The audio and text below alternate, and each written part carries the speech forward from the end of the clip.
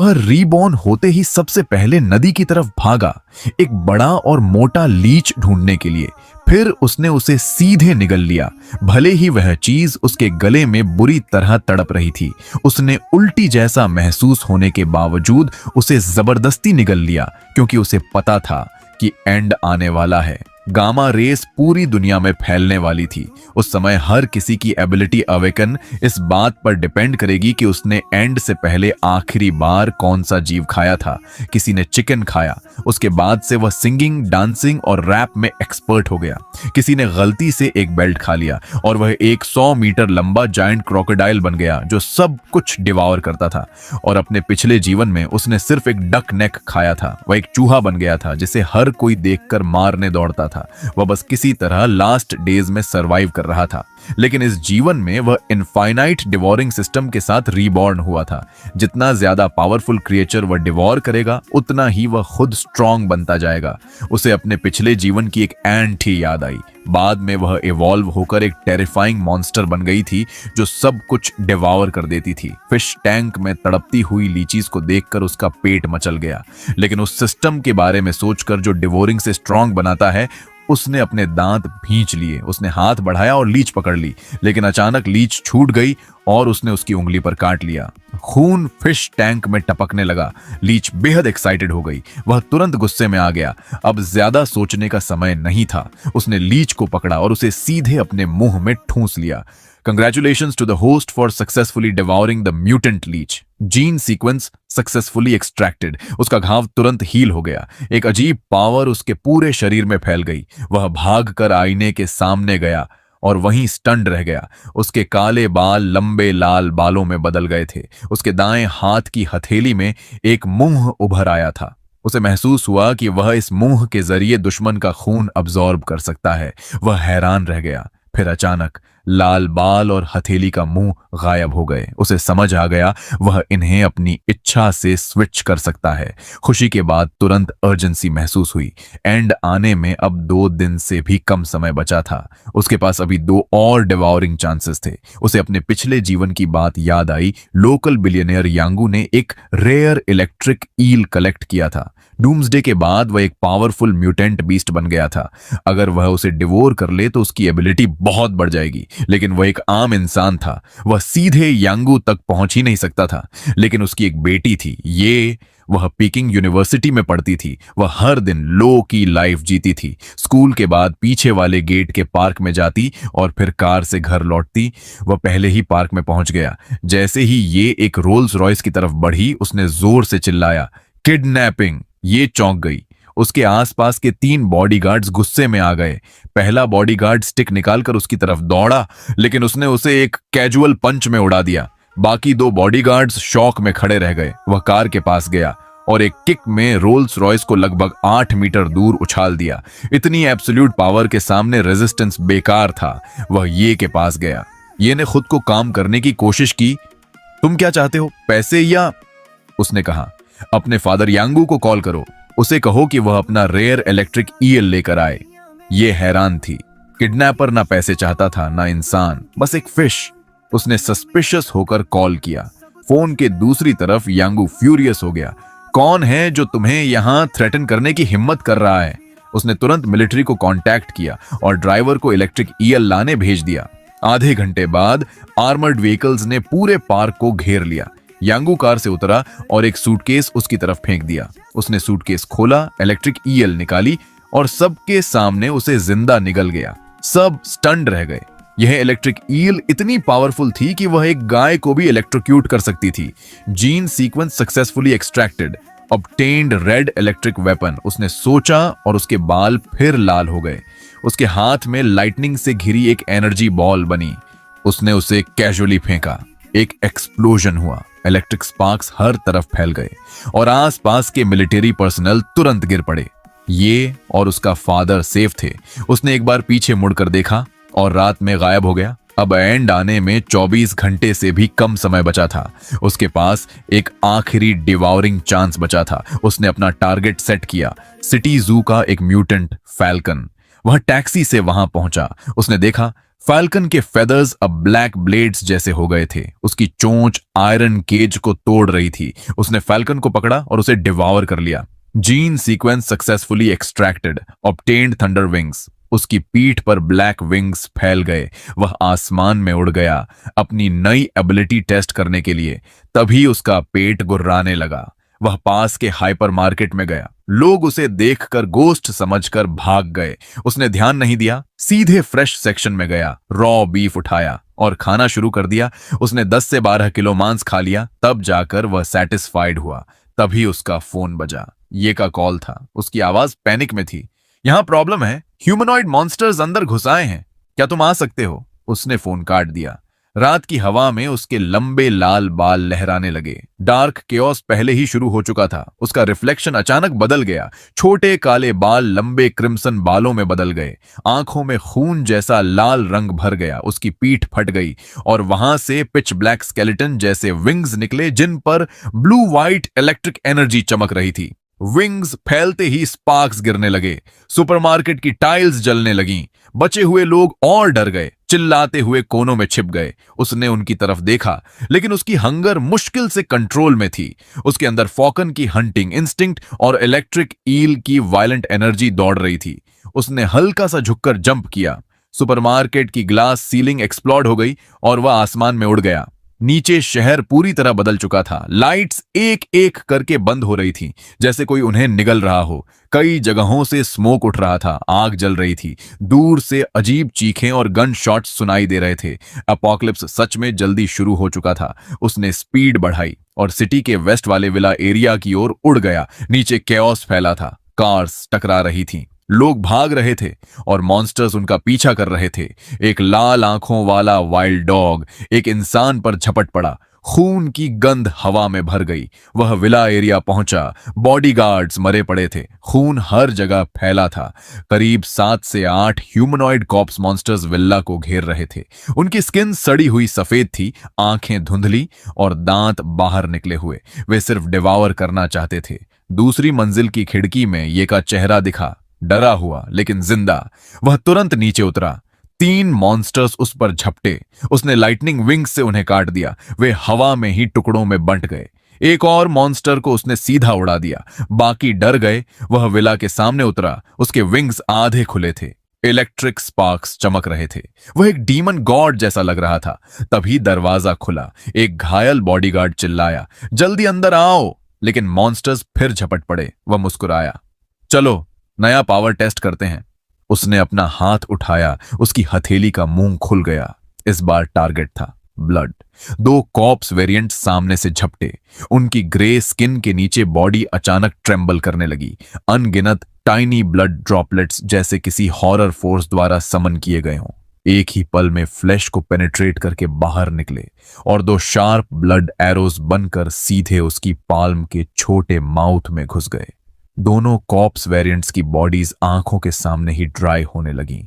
उनकी movement freeze हो गई और वे जमीन पर गिर पड़े। अब सिर्फ उनकी स्किन बची थी जो बोन्स को कवर कर रही थी। बाकी 2 कॉर्प्स वेरिएंट्स ऑलरेडी चार्ज कर चुके थे। उनके बोन क्लॉज बदबूदार हवा के साथ वंग हाउ के फेस की तरफ आए। वंग हाउ ने डॉज नहीं किया। उसने कैजुअली अपना लेफ्ट हैंड उठाया और लो वॉइस में कहा, रेड इलेक्ट्रिक आर्मामेंट। इंस्टेंटली उसकी आर्म से dazzling blue white lightning explode हुई और रैपिडली कंडेंस होकर सॉलिड लेयर बन गई।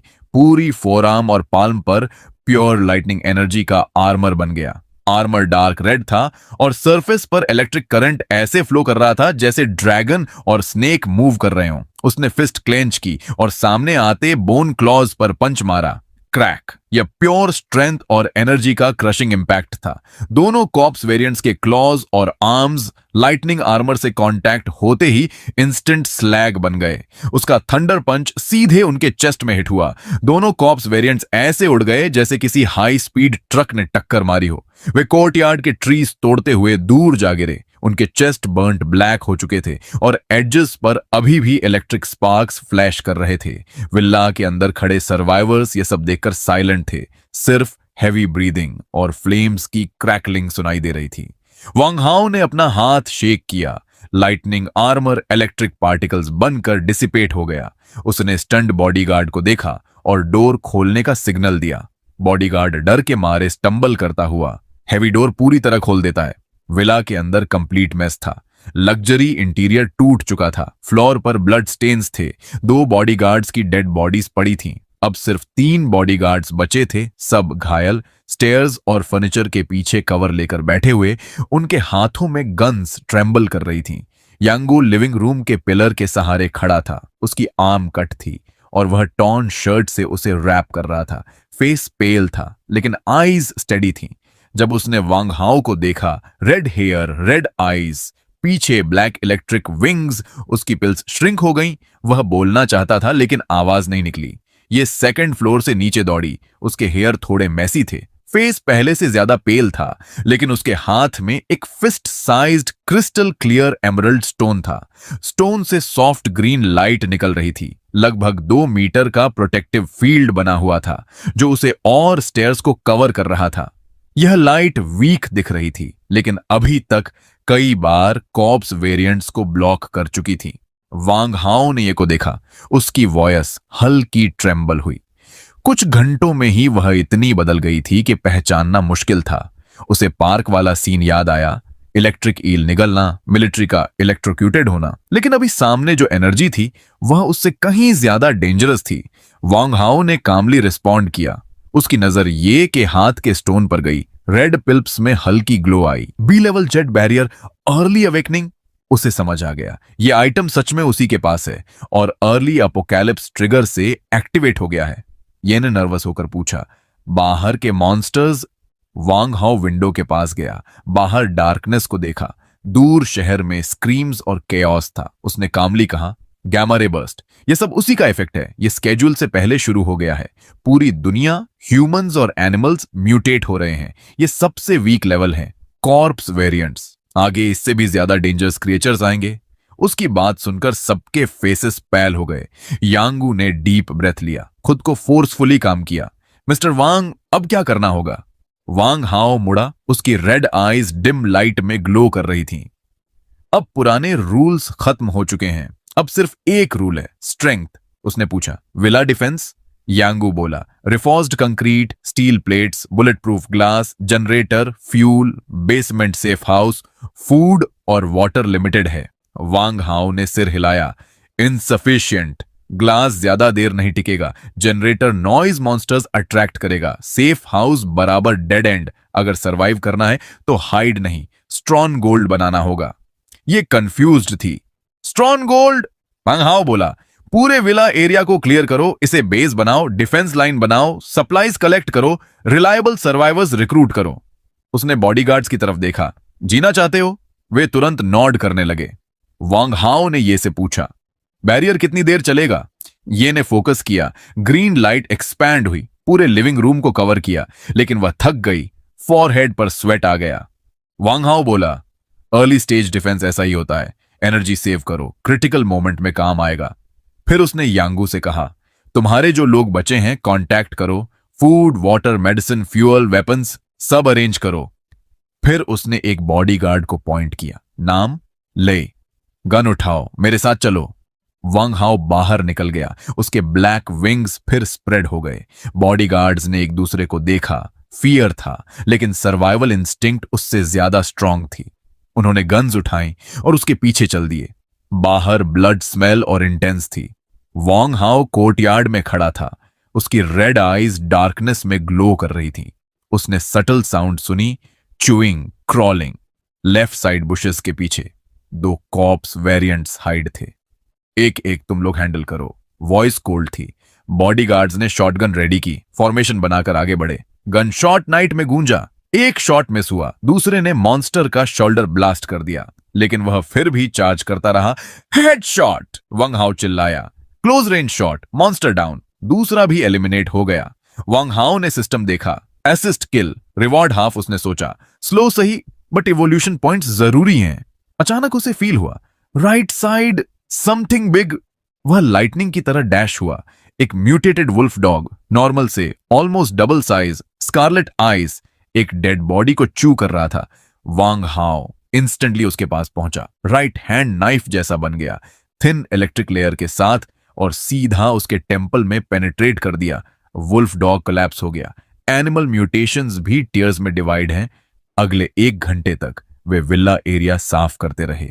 कॉर्प्स वेरिएंट्स, म्यूटेटेड एनिमल्स, यहां तक कि एक वियर्ड टेंटिकल फिश भी। वांग हाउ मोस्टली ऑब्जर्व करता रहा, क्रिटिकल मोमेंट्स में स्ट्राइक करता या पाल्म माउथ से डिस्टेंस से ब्लड अब्सॉर्ब करता। धीरे धीरे बॉडीगार्ड्स का फियर कम हुआ और वे लड़ना सीख गए। जब वे पास के एक एम्प्टी विला में घुसे, अंदर से हल्की हेल्प की आवाज आई। अंडरग्राउंड गराज में एक फैमिली छिपी हुई थी। एक मिडिल एज्ड हस्बैंड वाइफ और उनका टीनेज बेटा। लड़का एक बगी के अंदर सिकुड़कर बैठा हुआ था, डर के मारे हिल भी नहीं रहा था। कार के बाहर 3 कॉर्प्स वेरिएंट्स पागलों की तरह बार बार विंडोज पर स्लैम कर रहे थे। हर वार के साथ ग्लास में क्रैक्स बढ़ते जा रहे थे। बुलेट प्रूफ ग्लास होने के बावजूद वह अब टूटने के बिल्कुल एज पर था। वांग हाओ ने यह सीन देखा। उसके चेहरे पर कोई खास एक्सप्रेशन नहीं आया। उसने बस कैजुअली अपना हाथ उठाया और 3 लाइटनिंग फेदर्स बाहर फेंक दिए। तीनों फेदर्स इतनी एक्यूरेसी से गए कि सीधे उन कॉप्स वेरिएंट्स के बैक ऑफ द हेड में पेनिट्रेट कर गए। कोई एक्स्ट्रा मूवमेंट नहीं, कोई स्ट्रगल नहीं, तीनों बॉडीज वहीं फ्रीज हो गईं और अगले ही पल जमीन पर गिर पड़ी। कार के अंदर छिपी फैमिली कुछ सेकंड्स तक समझ ही नहीं पाई कि हुआ क्या। फिर जब उन्हें एहसास हुआ कि वे बच गए हैं, उनकी आंखों में डिसबिलीव और राहत दोनों थे। वे बाहर निकले, बार बार धन्यवाद करने लगे।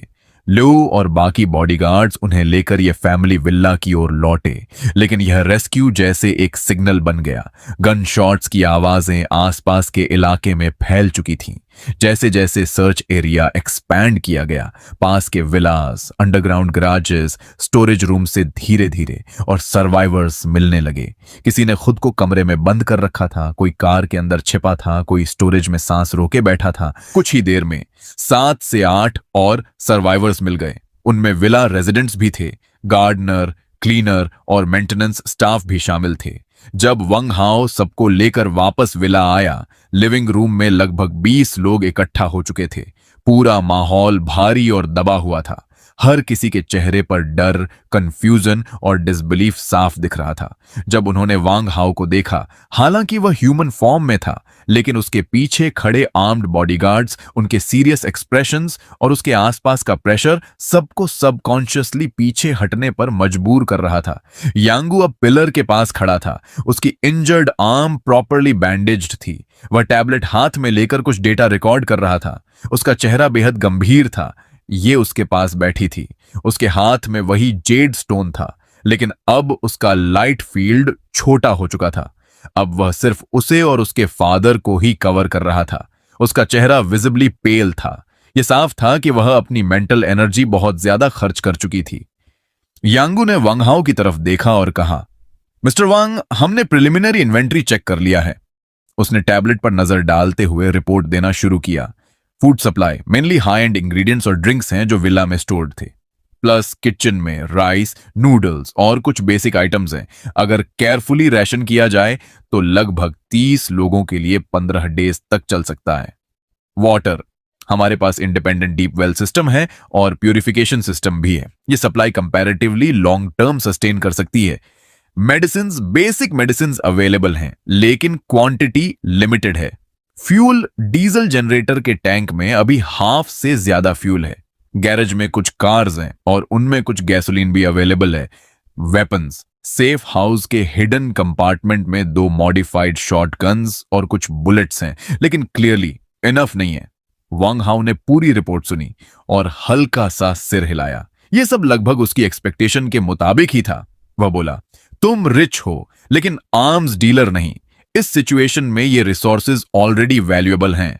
फिर उसने बिना डिले किए ऑर्डर्स देना शुरू किया। इलेक्ट्रिसिटी सिर्फ एसेंशियल यूज के लिए, monitoring systems and basic lighting.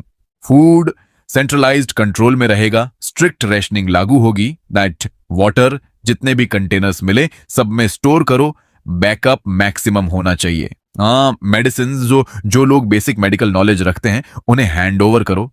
उसकी आवाज लाउड नहीं थी, लेकिन उसमें ऐसी अथॉरिटी थी कि कोई भी क्वेश्चन करने की हिम्मत नहीं कर रहा था। फिर उसने ल्यू और बाकी बॉडीगार्ड्स की तरफ देखा। अब से तुम तीनों गार्ड कैप्टन्स हो। कुछ फिजिकली कैपेबल लोग सिलेक्ट करो। बेसिक कॉम्बैट और गार्ड ट्रेनिंग दो। तुम्हारी ड्यूटी आउटर वॉल डिफेंस और इंटरनल पेट्रोल। कोई भी अनयूजुअल मूवमेंट दिखे इमीडिएटली वार्निंग शॉट फायर करना। यस, ल्यू ने बिना हेजिटेशन के जवाब दिया। बाकी दो बॉडीगार्ड्स भी स्ट्रेट होकर खड़े हो गए। इस दुनिया में जहां सब कुछ कोलैप्स हो रहा था, ड्यूटी और वेपन मिलना मतलब एग्जिस्टेंस की वैल्यू मिलना था।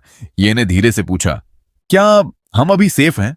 वंग हाओ खिड़की के पास गया, बाहर फैले अंधेरे को देखते हुए कुछ सेकंड्स तक चुप रहा। फिर उसने धीरे से कहा, सेफ? यह सिर्फ स्टॉर्म से पहले की शांति है। रियल डार्कनेस अभी शुरू भी नहीं हुई। वह मुड़ा, उसकी नजर लिविंग रूम में बैठे हर व्यक्ति पर गई। डर था, लेकिन अब उनमें थोड़ी उम्मीद भी थी। यह जगह सिर्फ टेम्पररी हेवन है। अगर सरवाइव करना है तो सिर्फ छिपकर नहीं जिया जा सकता। कल से हम ऑर्गेनाइज्ड तरीके से बाहर एक्सप्लोर करेंगे, मोर सप्लाईज, स्पेशली वेपन्स, मेडिसिन और फ्यूल कलेक्ट करेंगे, और इस विल्ला को एक प्रॉपर फोर्टिफाइड स्ट्रॉन्ग होल्ड बनाएंगे।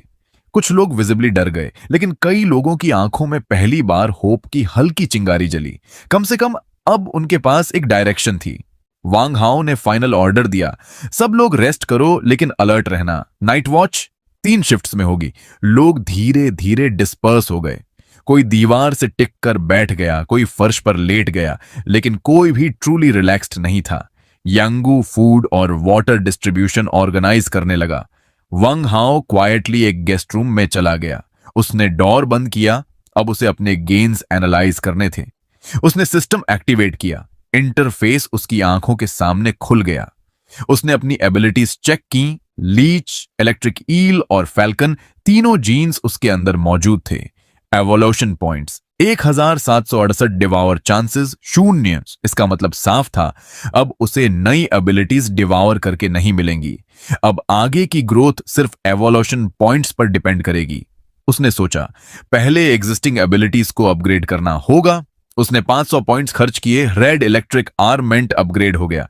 अब उसकी स्पीड, डिफेंस और अटैक बढ़ गए। फिर 500 points thunder wings upgrade, flight speed और अटैक रेंज इंप्रूव हो गए। अब 768 पॉइंट्स बचे। वह रुका, सब अभी यूज नहीं कर सकता, इमरजेंसी के लिए रिजर्व रखना होगा। सिस्टम इंटरफेस के बॉटम पर एक फेंट लाइन फ्लैश हुई। High energy fluctuation detected, source linked to येप। वांग हाओ की आंखें सिकुड़ गईं। एपोक्लिप्स अर्ली शुरू हुआ। क्या इसका कनेक्शन ये से है? उसने विंडो के बाहर देखा। आसमान में एक अजीब डार्कनेस फैल रही थी, जैसे कोई अनसीन फोर्स स्टार्स और मून को धीरे धीरे निगल रही हो। शहर में म्यूटेशंस बढ़ रही थी। स्ट्रेंज इंसेक्ट्स, क्रीपिंग क्रीचर्स, यहां तक कि हॉस्पिटल मॉर्ग तक में बॉडीज मूव कर रही थीं। वंग हाओ ने खुद को स्टडी किया। कारण कुछ भी हो, मुझे सिर्फ एक काम करना है, सरवाइव करना और सबसे स्ट्रांग बनना। वह क्रॉस लेगेड बैठ गया। तीनों म्यूटेटेड जीन पावर्स को बैलेंस करने लगा। लीच, ईल और फैल्कन की एनर्जी बॉडी में सर्कुलेट होने लगी।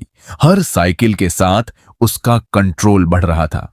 तभी एक अजीब सेंसेशन, जैसे कोई उसे देख रहा हो। उसने तुरंत आंखें खोली और बिना आवाज किए विंडो के पास पहुंच गया। बाहर डीप डार्कनेस थी, लेकिन उसकी एनहांस्ड विजन कुछ मूवमेंट डिटेक्ट कर रही थी। यह कॉर्प्स वेरिएंट जैसा नहीं था। इसमें पेशेंस थी, कैलकुलेशन थी।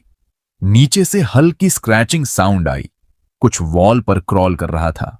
वंग हाओ ने धीरे से कहा, एनिमी अटैक।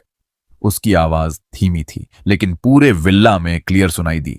उसने एक लाइटनिंग आर्क थ्रो किया, जो नीचे मेटल बकेट से टकराया। तेज आवाज से सभी सर्वाइवर्स इंस्टेंटली जाग गए। वेपन्स उठाओ, डोर्स और विंडोज गार्ड करो। तभी क्रैश! किचन विंडो पूरी तरह टूट गई। ग्लास के टुकड़ों के साथ एक ब्लैक शैडो अंदर कूद पड़ा। वह क्रीचर साइज में बड़े डॉग जितना था, लेकिन स्ट्रक्चर गेको जैसा। Dark green scales, long tail और एक मैसिव माउथ जिसमें काउंटलेस शार्प टीथ थे। यह वॉल पर क्रॉल कर सकता था और स्टेल्थ अटैक के लिए परफेक्ट था। ल्यू ने तुरंत शॉटगन फायर किया, लेकिन क्रीचर बेहद फास्ट था। शॉट्स मिस हो गए। वांग हाओ ने ऊपर से आदेश दिया, माउथ या जॉइंट्स टारगेट करो। यह था stalker C class, fast, stealthy, deadly. Creature ने एक आदमी को टारगेट किया और उसकी तरफ लीप किया। वह आदमी डर के मारे फ्रीज हो गया। तभी 3 लाइटनिंग फेदर्स ऊपर से शूट हुई। क्रीचर ने 2 डॉज कर ली, लेकिन तीसरी उसके जॉइंट में जा लगी। स्क्रीच! उसका बैलेंस बिगड़ गया, वह जमीन पर गिर पड़ा। बॉडीगार्ड्स ने मौका लिया। Continuous fire. इस बार बुलेट्स पेनिट्रेट हो गईं। Creature down. लेकिन उसी समय फ्रंट डोर पर जोरदार इंपैक्ट हुआ। दो और क्रिएचर्स अंदर घुसने की कोशिश कर रहे थे। लिविंग रूम में बैठे सर्वाइवर्स डर के मारे चीख उठे।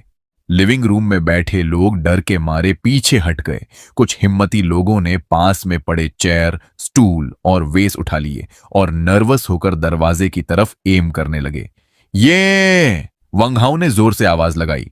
ये पहले से ही नर्वस होकर जेड स्टोन को रब कर रही थी। उसने आवाज सुनी। उसका दिल जोर से धड़कने लगा। उसने दरवाजे की तरफ देखा। मॉन्स्टर का सिर ब्रोकन ग्लास को चीरते हुए अंदर घुस रहा था। डर इतना ज्यादा था कि उसे लगा जैसे उसका शरीर सुन्न हो गया है, जैसे वह यहीं मर जाएगी। लेकिन सर्वाइवल इंस्टिंक्ट और वांग हाओ की कोल्ड कमांड उसके डर पर भारी पड़ गई।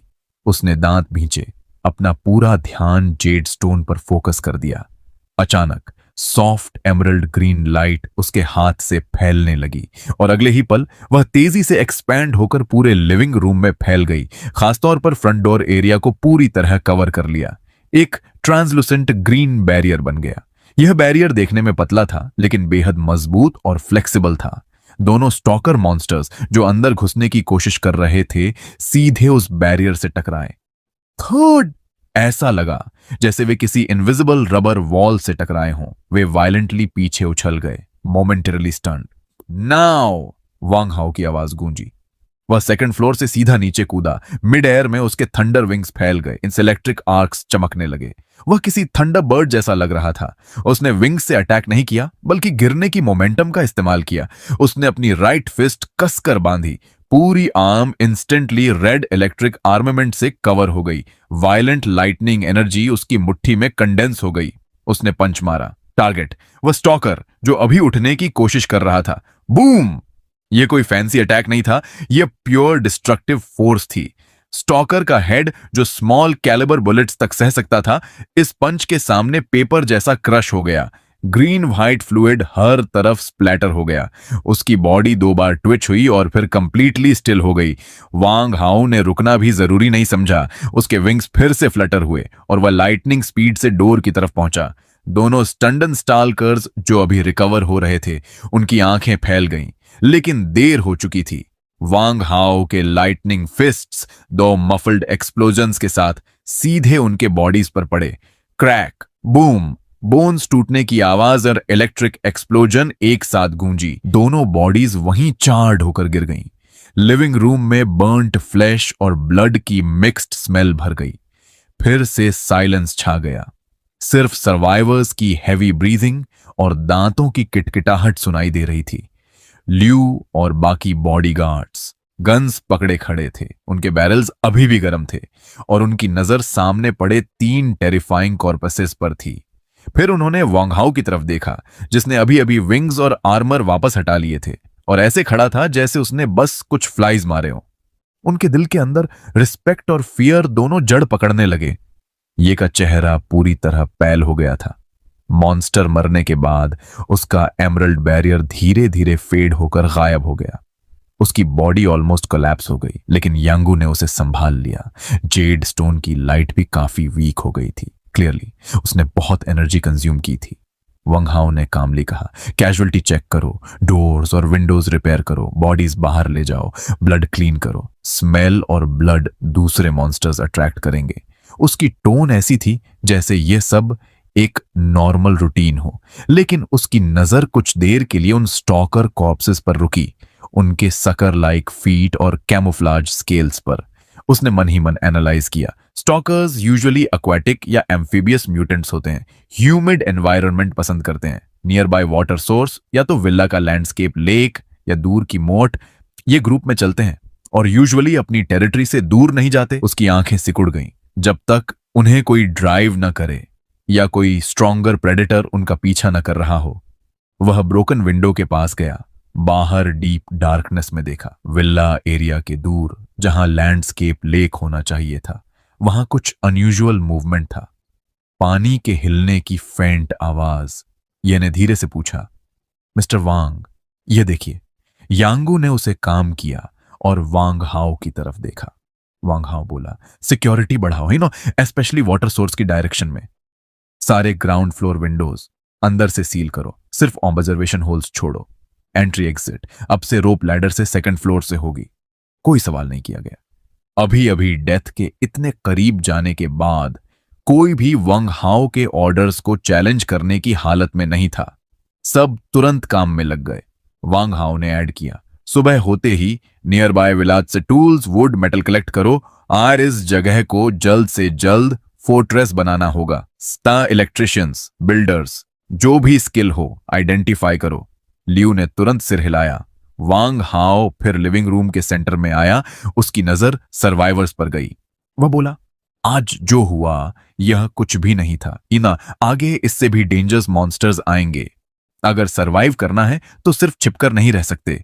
उसने कुछ लोगों की तरफ देखा जो अभी हथियार उठाने की हिम्मत दिखा चुके थे। जो लोग फाइट करना सीखेंगे, डिफेंस और सप्लाई मिशंस में शामिल होंगे, उन्हें एक्स्ट्रा फूड और प्रोटेक्शन मिलेगा। जो सिर्फ छिपना चाहते हैं उन्हें मिनिमम मिलेगा। यह हार्श था लेकिन क्लियर और प्रैक्टिकल। भीड़ में हलचल हुई। कुछ लोग डर गए, कुछ सोच में पड़ गए, लेकिन कुछ धीरे धीरे रेडी हो गए। वांग हाओ कुछ नहीं बोला। वह वापस ऊपर जाने लगा। वांग हाओ, ये ने उसे रोका। वह यांगू के सहारे खड़ी थी। चेहरा अभी भी पेल था, लेकिन उसकी आंखें अब पहले से क्लियर थीं। उसने जेड स्टोन आगे बढ़ाया। जब मैं इसे यूज कर रही थी, मुझे सिर्फ देखना या सुनना नहीं, बल्कि महसूस हो रहा था मॉन्स्टर्स की मैलिस। बहुत कोल्ड। वह थोड़ा रुकी, फिर बोली, और तुम्हारी लाइटनिंग, उसकी एनर्जी भी महसूस हुई। डिफरेंट थी, स्ट्रॉन्गर। वांग हाओ के मन में हलचल हुई। यह एबिलिटी सिर्फ डिफेंस नहीं, यह सेंसिंग भी कर सकती है। उसने कामली कहा, तुम्हारी एबिलिटी ग्रो कर रही है, प्रैक्टिस करो, एनर्जी वेस्ट मत करो। और वह ऊपर चला गया। रूम में जाकर उसने सिस्टम फिर खोला। उसे वह स्ट्रेंज मैसेज याद आया, हाई एनर्जी, ये से रिलेटेड। उसने दूर सिटी की तरफ देखा। स्काई में फेंट डार्क रेड ग्लो था, जैसे ब्लड ऑरोरा। फिर उसकी नजर लेक की तरफ गई। वहां कुछ है, और शायद वह मेरे नेक्स्ट एवोल्यूशन के लिए परफेक्ट प्रे हो। वह बैठ गया और इस बार उसने एवोल्यूशन पॉइंट्स खर्च की। रेड इलेक्ट्रिक आर्मामेंट अपग्रेड, अब फुल बॉडी आर्मर बन सकता था। लाइटनिंग विंग्स अपग्रेड, स्पीड और अटैक मैसिवली बढ़ गए। उसकी बॉडी में पावर सर्ज हुई। एक डार्क रेड लाइटनिंग आर्मर उसके पूरे शरीर पर बन गया। फेस तक कवर हो गया। सिर्फ उसकी ग्लोइंग रेड आईज दिख रही थी। वह धीरे से मुस्कुराया। अब मैं रेडी हूं। बाहर अपोकैलिप्स की पहली रात अभी खत्म नहीं हुई थी और असली खतरा अभी शुरू होना बाकी था। यह वांग हाओ का आयरन लॉ था। वेंग हाओ विला की सेकंड फ्लोर टेरेस पर खड़ा था, नीचे कोर्टयार्ड को देख रहा था। धीरे धीरे सुबह की लाइट साफ होने लगी थी। दूर तक फैली हुई डेड साइलेंस वाली विलाज दिखाई दे रही थी। उसने अपने शरीर को पूरी तरह एडजस्ट कर लिया था। अब उसकी कंडीशन पीक पर थी। उसके अंदर एनर्जी भरपूर थी। रेड लाइटनिंग आर्मामेंट और थंडर विंग्स उसे ऐसा कॉन्फिडेंस दे रहे थे कि वह सब कुछ चीर सकता है। लेकिन उसका दिमाग उसे वार्निंग दे रहा था, इस खामोशी के नीचे छुपा डेंजर शायद उसकी इमेजिनेशन से भी ज्यादा बड़ा है। मिस्टर वांग, पीछे से ल्यू की आवाज आई। उसका चेहरा थका हुआ था, लेकिन उसकी आंखों में अब कल से कहीं ज्यादा फर्मनेस थी। आपके इंस्ट्रक्शंस के अनुसार कुल 9 लोग तैयार हैं बैटल और कलेक्शन टीम के लिए, जिसमें मेरे 2 पुराने साथी भी शामिल हैं। टूल्स बहुत कम मिले हैं, कुछ फायर एक्सेस, कुछ आयरन पाइप्स, कुछ किचन नाइव्स और गार्डनिंग सिजर्स। वह हेल्पलेस होकर सिर हिलाता है। वांग हाओ शांत आवाज में बोला, काफी है। उनमें से 4 सबसे केपेबल और बोल्ड लोगों को चुनो, उन्हें फायर एक्स और आयरन पाइप दो। बाकी 5 यहीं रहेंगे डिफेंस के लिए। यह कि एबिलिटी रिकवर होने में टाइम लगेगा। जब तक इमरजेंसी ना हो उसे बैरियर एक्टिवेट मत करने देना। उसकी मेंटल एनर्जी सेव रखो। अंडरस्टूड। ल्यू सीधा खड़ा हो गया। वांग हाओ की नजर कोर्टयार्ड में गई, जहां स्टॉकर के डेड बॉडीज अब हटाए जा चुके थे। वह बोला, कल के मॉन्स्टर्स, उसने दूर इशारा किया, वहां से आए थे, लैंडस्केप लेक की डायरेक्शन से। दूर ग्रे स्काई में एक बड़ा वाटर बॉडी फेंट रिफ्लेक्शन दे रहा था। लियो का चेहरा सीरियस हो गया। मतलब लेक में और भी हैं? वांग हाओ हल्का सा मुस्कुराया। शायद उससे भी ज्यादा। वह मुड़ा, सबको गैदर करो, हैं 5 मिनट्स में निकलते हैं। 5 मिनट्स बाद वंग हाओ, ल्यू और चुने हुए 4 लोग फोर्टिफाइड विला से बाहर निकले। इन 4 लोगों में शामिल थे एक गोल्फ क्लब वाला आदमी श्योयांग, स्मॉल बिजनेस ओनर, एक बल्कि गार्डनर लाओ शाओ, एक यंग सिक्योरिटी गार्ड श्याओ चेन और एक काल्म मिडिल एज्ड आदमी लाओ वू, एक्स आर्मी। सबके हाथ में बेसिक वेपन्स थे, चेहरे पर डर भी था लेकिन डिटर्मिनेशन भी। वांग हाओ ने धीरे से कहा, स्प्रेड आउट, ग्रास और वाटर सरफेस पर ध्यान दो। साथ ही उसने अपनी बॉडी पर एक थिन लाइटनिंग लेयर एक्टिवेट कर ली। यह low level red electric armament था जो प्रोटेक्शन देता था लेकिन दिखाई नहीं देता था। टीम धीरे धीरे आगे बढ़ी, बैक टू बैक फॉर्मेशन में, हर कोने को स्कैन करते हुए। अचानक ग्लग ग्लग, लेक के सेंटर में बड़े बबल्स उठने लगे। वांग हाओ की आंखें सिकुड़ गईं। स्टॉप। अगले ही पल स्प्लैश, एक ह्यूज टेंटेकल, बाल्टी जितना मोटा, डार्क ग्रीन म्यूकस से भरा, पानी से बाहर निकला और सीधे उनकी तरफ विप की तरह आया। उसकी लेंथ 7 से 8 मीटर थी और एंड पर सक्शन कप्स नहीं बल्कि बोन स्पाइक्स थे। डॉज! वांग हाओ चिल्लाया लेकिन खुद पीछे नहीं हटा बल्कि एक कदम आगे बढ़ा। उसका right arm instantly red lightning armament से कवर हो गया। उसने पंच मारा, सीधे टेंटिकल से टकराया, ग्राउंड क्रैक हो गया, लाइटनिंग एक्सप्लोजन हुआ, टेंटिकल के स्पाइक्स टूट गए, ग्रीन ब्लड स्प्लैटर हुआ, लेकिन अटैक खत्म नहीं हुआ।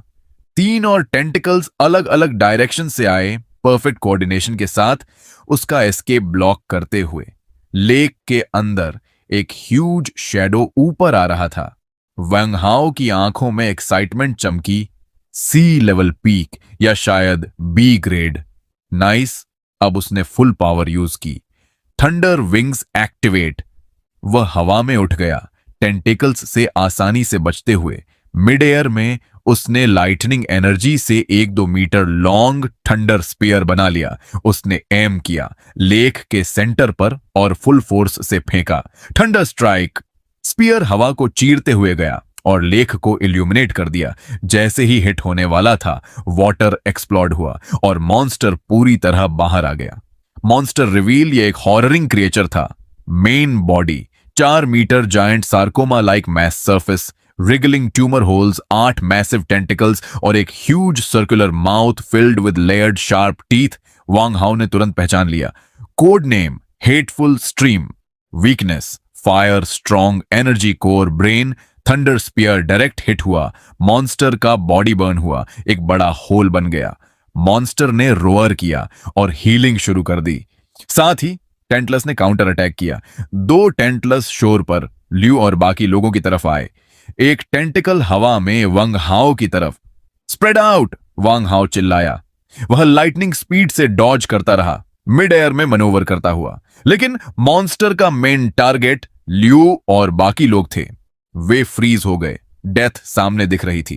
तभी एक एमरल्ड ग्रीन बैरियर उनके सामने एक्टिवेट हुआ। वह पीछे ट्री के पास खड़ी थी, दोनों हाथों से जेड पकड़े हुए। उसके मुंह से खून भी निकल रहा था, ओवरयूज की वजह से। बैरियर बैरली होल्ड कर रहा था, क्रैक्स पड़ने लगे थे। वांग हाओ की आंखों में सीरियसनेस आ गई। टाइम्स अप, अब फिनिश करना होगा। उसने फुल पावर एक्टिवेट की। Thunder wings max output. वह जी शेप्ड लाइटनिंग ट्रेजेक्टरी में उड़ते हुए मॉन्स्टर की तरफ गया। मॉन्स्टर ने सभी टेंटिकल्स डिफेंस में लगा दिए और पॉइजन स्प्रे किया, लेकिन full thunder blood armour activate. Dark red lightning armour उसके पूरे शरीर पर बन गया, फेस मास्क तक। पॉइजन उस पर गिरा लेकिन इंस्टेंटली वेपराइज हो गया। वह सीधे डाइव करता गया और सीधे मॉन्स्टर के मुंह के अंदर घुस गया। शोर पर सब शॉक हो गए। मिस्टर वांग! मॉन्स्टर वायलेंटली ट्रेम्बल करने लगा। अंदर से थंडर एक्सप्लोजन होने लगे। उसका बॉडी ग्लो करने लगा।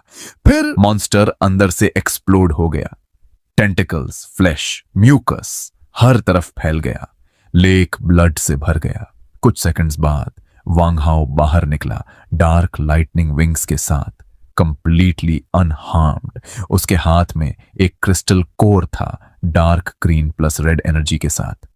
System voice plus 300 evolution points. वह नीचे उतरा, आर्मर डीएक्टिवेट किया, नॉर्मल फॉर्म में आया। ये की तरफ देखा जो ऑलमोस्ट कोलैप्स हो चुकी थी। उसने बस इतना कहा, गुड जॉब, लियू और बाकी लोग उसे ऐसे देख रहे थे जैसे किसी गॉड को देख रहे हो। वांग हाओ ने ध्यान नहीं दिया, लेक की तरफ देखा। मॉन्स्टर मर गया, लेकिन लेक अभी भी कंटेमिनेटेड है। उसने लाओ वू और ल्यू की तरफ देखा। तुम दोनों मेरे साथ आइलैंड चलो। बाकी को आदेश दिया, ये को वापस ले जाओ, फुल अलर्ट रहो।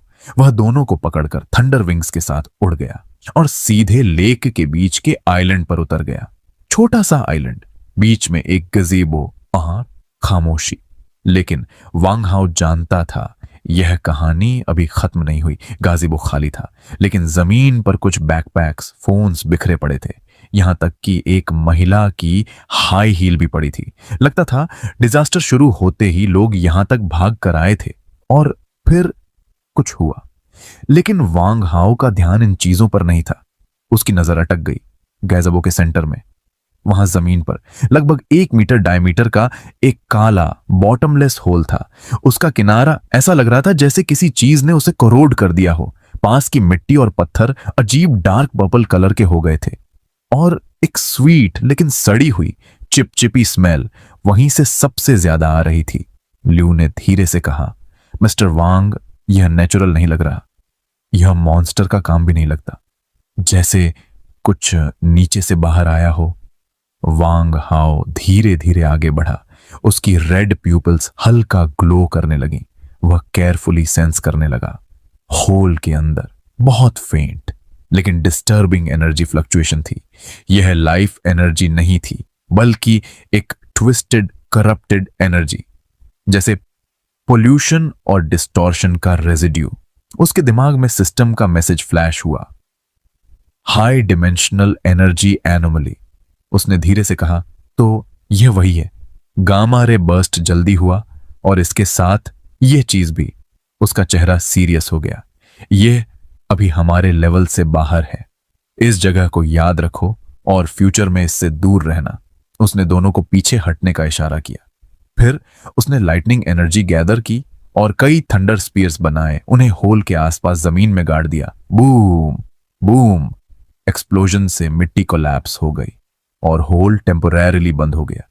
फिलहाल के लिए इतना काफी है। वांग हाओ, ल्यू और लाओ वू वापस शोर पर आ गए। वह बोला, लेक का मॉन्स्टर खत्म हो गया, लेकिन पानी पूरी तरह कंटेमिनेटेड है। कोई इसके पास नहीं जाएगा और इसका पानी यूज नहीं होगा। सबने सिर हिलाया। फिर उसने आदेश दिया, आज स्ट्रॉन्ग होल्ड बेस पर वापस जाएंगे। दोपहर से नियर बाय विलाज एक्सप्लोर करेंगे। Focus, tools, medicine, fuel, food storage. कम से कम रिस्क लेकर मॉन्स्टर्स डील करना, टीम कोऑर्डिनेशन यूज करना। अगर सिचुएशन आउट ऑफ कंट्रोल हो, सिग्नल देना, मैं हैंडल करूंगा। टीम वापस विल्ला लौट आई। ये को रेस्ट के लिए ले जाया गया। वह ऑलमोस्ट एग्जॉस्टेड थी। बाकी लोग सिंपल लंच तैयार करने लगे और सुबह के टेरिफाइंग एक्सपीरियंस को प्रोसेस करने लगे। वांग हाओ अकेले टेरेस पर आया और अपनी पॉकेट से अबोमिनेशन कोर निकाला। वह क्रिस्टल डिम लाइट में ग्लो कर रहा था। अंदर एनर्जी धीरे धीरे फ्लो कर रही थी। उसमें एक डेंजरस अट्रैक्शन था। उसने सिस्टम से कनेक्ट किया।